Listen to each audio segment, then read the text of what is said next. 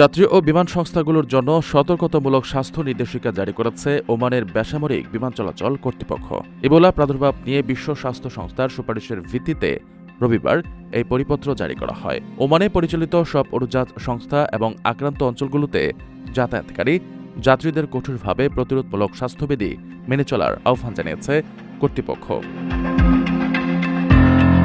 নির্দেশিকায় যাত্রীদের প্রাদুর্ভাব কবলিত অঞ্চলগুলোতে অপ্রয়োজনীয় ভ্রমণ এড়িয়ে চলতে বলা হয়েছে। একই সঙ্গে ভ্রমণকারীদের বিশ্ব স্বাস্থ্য সংস্থার দেওয়া স্বাস্থ্যবার্তার উপর নজর রাখতে পরামর্শ দেওয়া হয়েছে।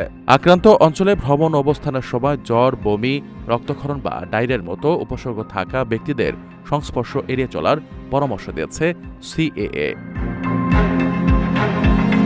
নিয়মিত হাত ধোয়া এবং অ্যালকোহলযুক্ত স্যানিটাইজার ব্যবহারের প্রতিও জোর দেওয়া হয়েছে। এছাড়া আক্রান্ত এলাকার স্বাস্থ্যসেবা কেন্দ্রগুলোতে অপ্রয়োজনীয় পরিদর্শন এড়িয়ে চলা, বন্যপ্রাণী বা কম সেদ্ধ মাংস না খাওয়া এবং সংক্রমিত ব্যক্তির সরাসরি সংস্পর্শে আসতে হয় এমন কোনো শেষকৃত্য বা জমায়েত এড়িয়ে চলতে বলা হয়েছে। কর্তৃপক্ষ জানিয়েছে, প্রাদুর্ভাব রয়েছে এমন অঞ্চল থেকে ওমানে আসা যাত্রীদের সেখান থেকে রওনা হওয়ার পর 21 দিন পর্যন্ত নিজেদের শারীরিক অবস্থার উপর নজর রাখতে হবে। কারো মধ্যে জ্বর, তীব্র মাথা ব্যথা, বমি, ডায়রিয়া, অকারণ রক্তক্ষরণ বা চরম ক্লান্তির মতো উপসর্গ দেখা দিলে তাকে দ্রুত কাছের চিকিৎসা কেন্দ্রে যেতে হবে।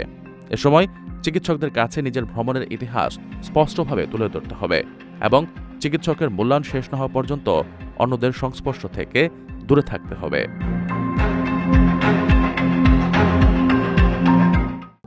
প্রবাসীদের জন্য নির্মাণ হচ্ছে দেশের প্রথম স্মার্ট সিটি, যেখানে থাকছে স্কুল, মসজিদ, হাসপাতাল, সুইমিং পুল, হেলিপ্যাড, পাঠাগার, জিম, সুপারমার্কেট, শিশু পার্ক সহ সকল নাগরিক সুবিধা।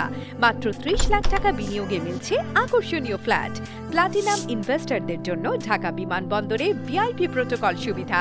বিস্তারিত জানতে যোগাযোগ করুন স্ক্রিনে দেয়া হোয়াটসঅ্যাপ অথবা ইমো নাম্বারে।